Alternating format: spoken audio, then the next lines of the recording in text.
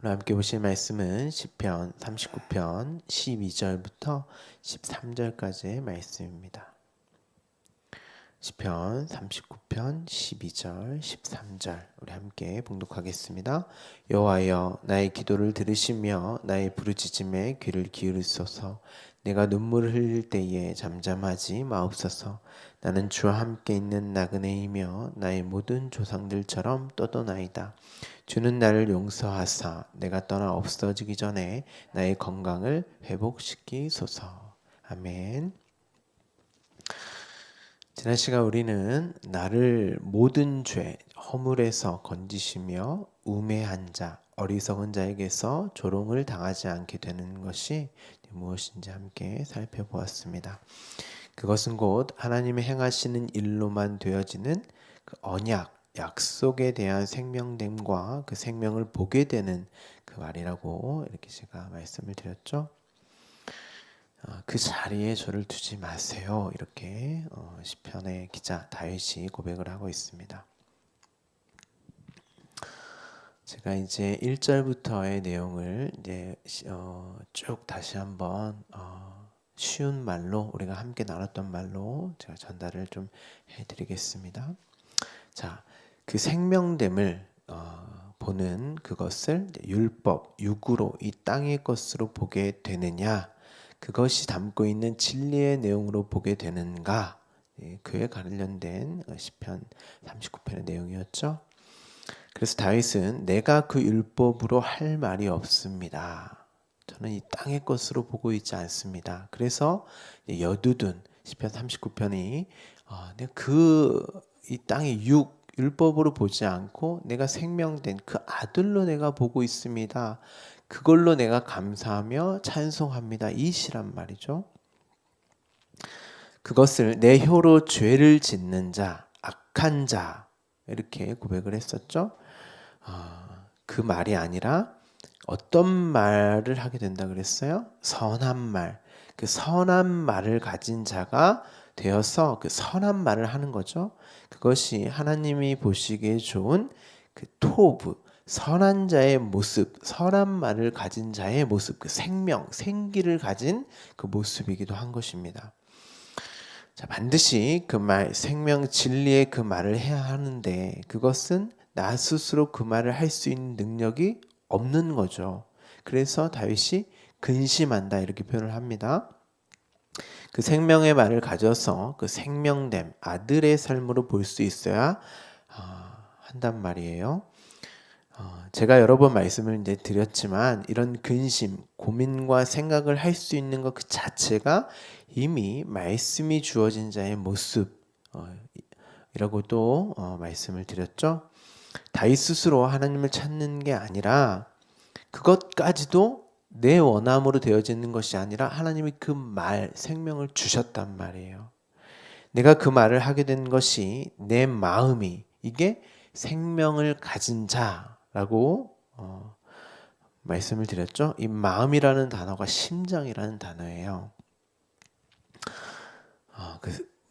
이것이 산자, 생명을 가진 자, 이미 하나님이 미리 아시고 정한 그 아들의 자녀의 모습이라는 것이죠. 내 마음이 내 안에 그 생명이 뜨거워서 나의 혀, 불의 혀, 이것이 사도행전 2장에 마가의 다락방에 성령의 임재로 교회가 연합되어짐을 진리의 말을 하게 되어지는 생명된 그 말을 하게 되어짐을 설명하는 거죠. 성령과 연합하는 거예요. 그리고 그 진리의 말로 생명의 말로써 연합된 나의 모습, 아들의 모습으로 보게 되고 나를 이제 그렇게 보게 된단 말이에요. 또한 인생과 삶을 그 참 생명, 아들의 삶으로 여기게 되는 거죠. 다윗은 이렇게 고백합니다. 이 삶이 너무 짧은데 나의 연약함, 그러니까 이 연합은 나의 연약함에 그 연합된 삶, 그러함에 있어서 나의 연약함은 필연적인 거죠. 하나님만 내 안에 그 생명만 내 안에 그리스도로만 계셔야 하는 그 생명으로만 사는 것이 아들이니까. 자, 다시 고백합니다. 그것만 보기에도 너무 짧습니다. 하나님, 나는 주 앞에서 없는 존재입니다. 내 인생 또한 그 아들의 인생뿐임을 보고 가야 하기도 너무나 짧습니다. 자, 여기서 나의 주체적이며 독자적이며 분리된 삶으로 보게 되면 그것은 헛된 일뿐입니다 라고 고백을 합니다. 이 고백을 든든히 서 있을 때에도 이렇게 표현을 했는데, 이것이 언약의 기둥 십자가, 자기 십자가에서 똑바로 서게 되어서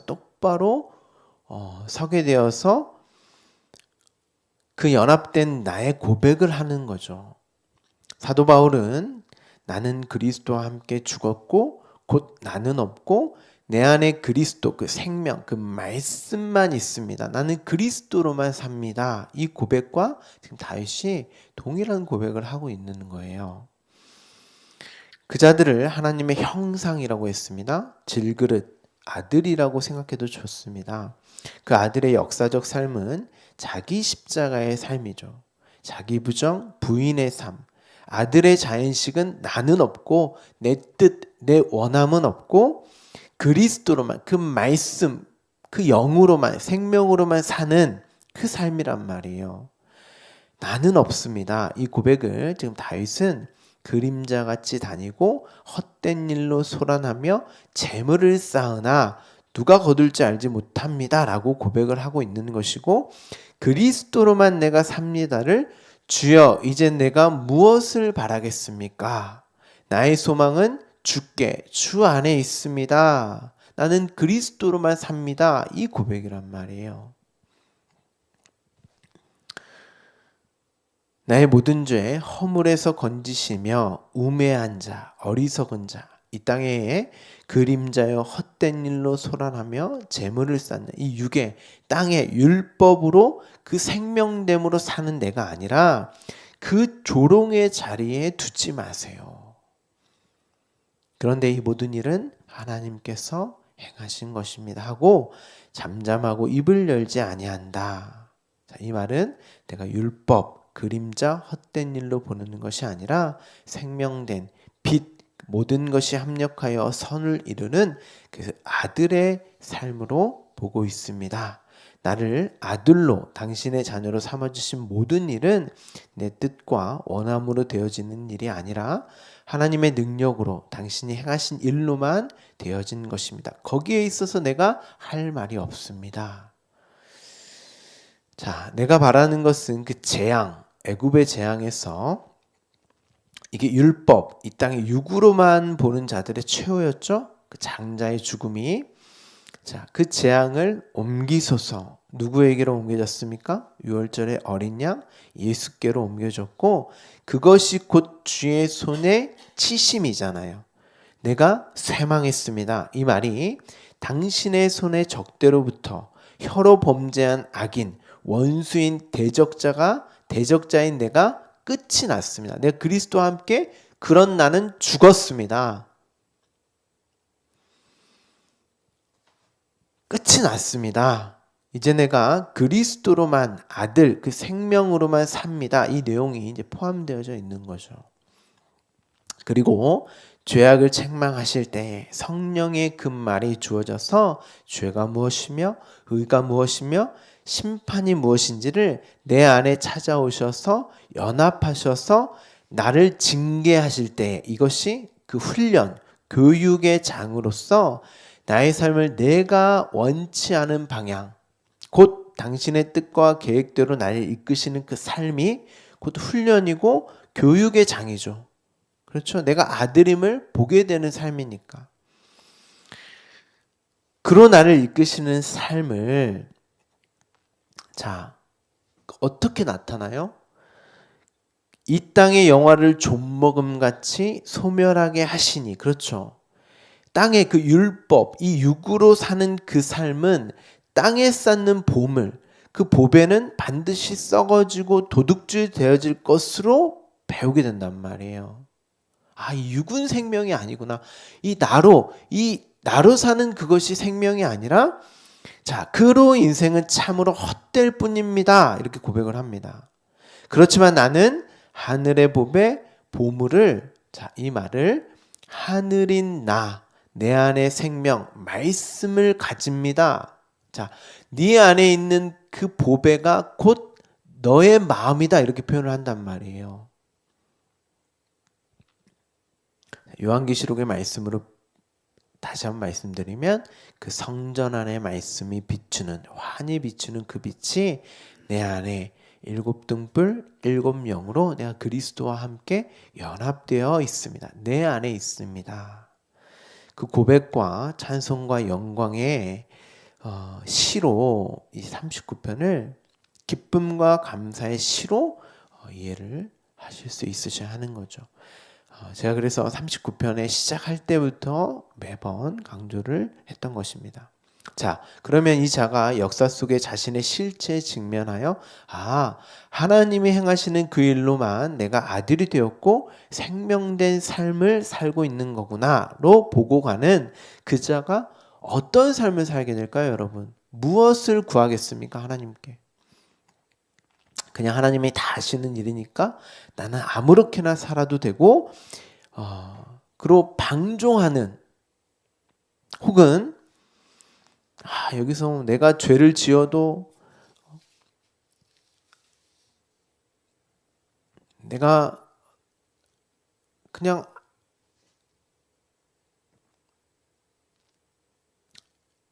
내가 내 원대로 뜻대로 살아도 결국 하나님이 날 이끄실 거니까 그냥 그렇게 살아도 돼. 이렇게 살겠습니까, 여러분?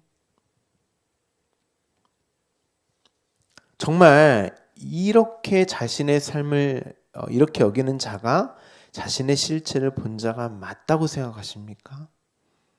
물론 논리적으로 내가 아무것도 안 해도, 내가 죄만 지어도 구원받는 데는 아무 상관이 없어요. 논리적으로는. 그런데 나는 아무것도 안 해도 되고 막 살아도 돼. 이것도 자신의 삶을 자신의 주체성과 뜻과 계획, 원함으로 사는 거예요. 우리는 거기서 벗어나는 거란 말이에요. 나라는 존재는 하나님의 손에 이끌려서 하나님이 원하시는 그 자리에 있어야 합니다. 그럼 우리가 뭘 하겠냔 말이에요. 내가 있어야 할 그 자리에서 그것을 생명됨으로 아들된 그 삶으로 보게 해달라는, 아니 반드시 하나님께서 보여주시는 그 삶 속에서 그 삶이 어떤 삶인지를 보게 해달라는 그 기도를 하지 않겠냔 말이에요. 진짜 내가 누구인지 어떠한 존재인지를 아는 자라면 자기 십자가를 지고 예수 그리스도가 가신 그 길을 걷는 인생을 사는 자, 그 삶을 맞다고 여긴다면 아들이신 예수님의 아버지와 끊어지기 싫습니다. 그게 당신의 딱 한 가지의 원함이었어요. 그런데 그것까지도 부정당하고 부인당하는 그 삶을 살아내셨단 말이에요. 저와 여러분도 마찬가지입니다. 진짜 하나님의 그 생명을 가진 자라면 그것만 원하지 않겠어요?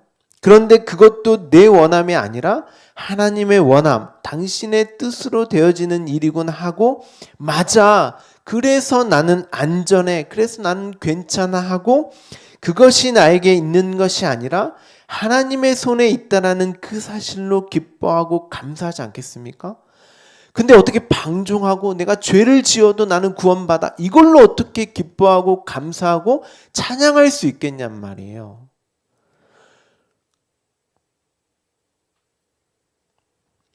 진짜 내가 누구인지를 알지 못하고 무엇이 기쁨이고 감사인지 모르는 거예요. 그 자들은.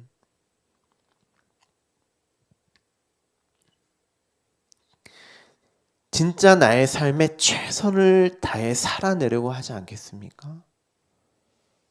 아들이신 예수님이 그랬단 말이에요. 그러니까 우리도 반드시 그래야 한단 말이에요.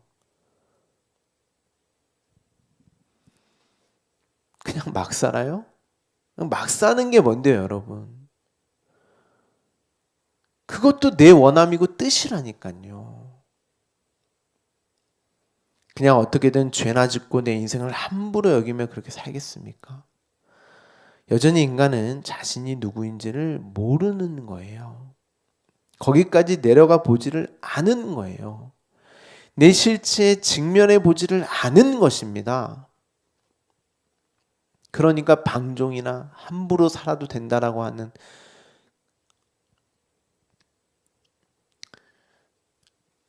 그래서 말씀은 여러분의 실체를 폭로하는 역할을 해야 하는 거예요. 교회, 여기서 가면 쓰고 위장하고 포장하려는 것을 부추기고 그런 일을 하게 만드는 곳이 아니라 죄와 허물로 죽은 나의 시체, 그 모습을 보게 하는 것이 교회여야 하고, 그게 말씀의 역할이란 말이에요. 1차적으로. 그래서 사도 바울이 가시라고 했던 거예요. 고대시대 때 악인, 죄인들은, 특히 살인자들은 자신이 죽인 그 시체와 함께 꽁꽁 묶어서 썩게 했어요. 그것을 보게 하고 경험하게 하고 느끼게 했단 말이에요. 그런데 내가 하나님을 죽인 원수요 대적자, 내가 그 자란 말이에요. 그 자와 꽁꽁 묶인 걸 사도 바울이 가시라 그랬단 말이에요. 그 원수된 나, 그걸 보게 함을 가시로 표현하는 것. 하나님 여기서 좀 벗어나게 해주세요. 이런 모습 좀 안 보게 해주세요 하고 3번 기도했다라고 하는 것이, 그거 보는 게 너에게 은혜고 족한 거야.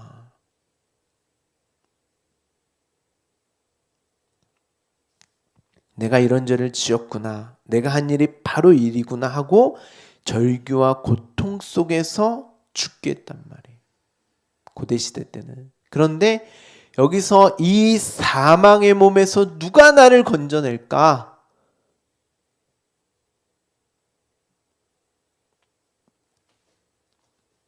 누가 나를 구원할까? 하고 진짜 구원을, 생명을 구하는 삶을 살지 않겠냐는 거예요. 이게 시편 39편의 감사와 찬송. 아, 그리스도가 나와 함께 하심으로 내가 그 생명됨으로 구원받은 그 나의 삶을 보게 하시는구나. 사람들은 모릅니다. 진짜 사망의 문명이 무엇이며 생명이 무엇인지에 대해서 무지한 거예요. 자, 12절을 보시면 다윗이 그 헛된 인생뿐인 그 실체를 봤습니다. 사망의 몸이라는 사실을 봤어요. 그럼 어떤 것을 구하겠냔 말이에요. 이 땅의 부, 명예, 건강 이런 거 구하겠어요? 아니면 그냥 막 사는 그 방종의 삶으로 다시 살았겠습니까? 끊임없이 그 죽은 나의 직면함에 그 삶을 살았단 말이에요. 그리고 내가 바로 구원받은 자가 맞구나. 그것을 늘 확인하는 삶을 또한 살았던 것입니다. 여호와여 나의 기도를 들으세요. 자신이 할 수 있는 것이 이것밖에 없다는 거예요. 그런데 보세요. 이 기도도 여러분 잘 이해를 하셔야 돼요. 이 기도의 전제가 무엇입니까? 이 기도를 안 들어주셔도 저는 할 말이 없습니다. 왜냐하면 하나님이 행하신 일로만 되어지는 것이니까. 그런데 하나님 당신이 주시기로 하셨잖아요. 언약하셨잖아요. 나 지금 그 언약의 기둥에 매달려서 똑바로 보고 있습니다. 그러니까 반드시 주셔야죠 하고 당당히 구하는 거예요. 그 기도, 주시기로 한 그 기도만 뭐였어요? 성령 주시기로 하셨잖아요. 말씀, 그 생명 주시기로 하셨잖아요. 하고 그 말씀에 대한 기도를 하는 거예요. 그 말만 하게 하셔야 하잖아요. 예수님이 뭐라고 하셨어요? 기도해, 찾아, 구해, 두드려. 그러면 하늘의 아버지가 너에게 성령을 주시지 않겠느냐. 그 말씀 주시지 않겠습니까? 그 생명 주시지 않겠어요? 자, 내 부르짖음에 귀를 기울여 주세요. 이 기도, 이 생명을 구하는 기도, 말씀을 달라는 그 기도, 성령과 연합됨을 원하는 그 기도. 지금 다윗이 이 기도를 하고 있는 것입니다. 그런데 대부분 이 기도는 하지 않고 이 땅에 어떠한 만을 구하는 분들이 대부분이란 말이에요. 아닙니다. 우리는 그 생명을 구해야 하는 거예요. 내가 눈물을 흘릴 때에 잠잠하지 마세요. 침묵하지 마세요. 다윗이 왜 눈물을 흘렸겠어요?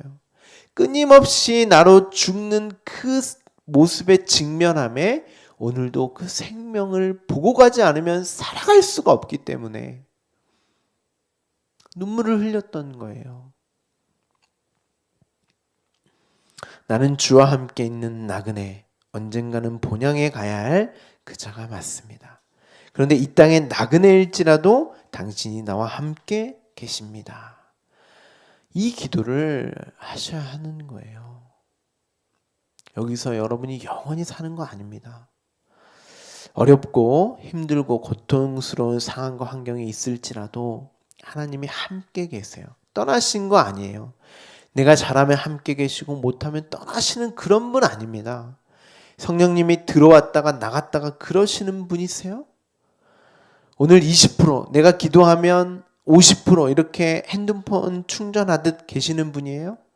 하나님이 그 죄인과 함께 할 수 없기 때문에, 그렇죠? 구약에 보면 그들로 디아스포라로 다 포로로 보내버리잖아요. 그런데 하나님이 그 성전에서 나와서 그 포로와 또 함께 쫓아가신단 말이에요. 그게 성육신하신 예수 그리스도가 이 땅에 오신 그 내용이에요. 하나님이 여러분이 이 땅에 어떤 선악, 기준과 판단함에 있어서 힘들고 어렵고 고통스러운 상황에 함께 계시지 않는 게 아니에요. 함께 계세요. 생명으로 함께 계세요.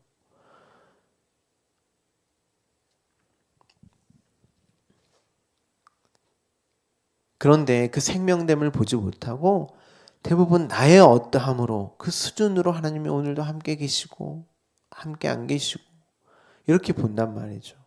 자, 나의 모든 조상, 이게 이제 아버지, 아부라는 단어인데 제가 이제 하나님의 성전, 연합됨이라는 단어라고 말씀을 드렸죠. 모든 하나님과 연합된 그 자들처럼 저 또한 나그네의 삶, 진짜 본향을 소망을 붙드는 그 삶을 삽니다. 자, 주는 나를 용서하사. 이 말은 용서라는 단어라고 이제 번역을 했는데 아니에요. 당신은 나로부터 눈을 돌리십시오. 그러니까 나에게 시선을 놓지 말아 주세요. 나를 붙들어 주세요. 이 말입니다. 그런데 내가 떠나 없어지기 전에 나의 건강을 회복시키소서 이렇게 이제 번역을 해 놓아서 여기서 이제 건강을 기도로 구하는 것으로 이제 생각하기 쉬운데 그런 말이 아니고 내가 없기 전에 하나님 나는 없음 티끌먼지가 맞습니다. 그런 나에게 내가 회복, 생기, 생명을 주세요. 회복이라고 번역을 했는데 진짜 생명됨을 오늘도 부어주세요. 그거 없으면 저는 살아갈 수 없습니다. 그런 말입니다. 이제 이 말을 건강을 회복시키소서 이렇게 번역을 해 놓았어요.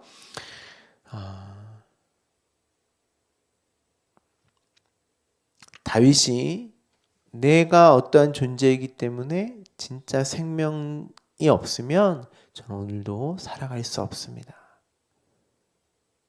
그런 이제 고백인 거죠. 이 고백이 찬송이고 감사의 고백이다 해서 여두둔이라고 그렇게 기록을 한 것입니다. 자, 시편 39편을 모두 마쳤습니다. 참 어렵고 힘든 내용이었지만 이 고백이 여러분의 고백이 맞으십니까? 맞아요. 이 시가 나의 시가 맞습니다. 오늘도 여러분의 삶을 생명, 그 삶으로 아들의 삶으로 보고 가시면 감사와 찬송을 할 수밖에 없는 거예요. 이 시의 고백이 여러분의 고백이 되는 그 귀한 삶을 사시는 우리 주말씀 교회가 되기를 간절히 소망합니다. 기도하겠습니다.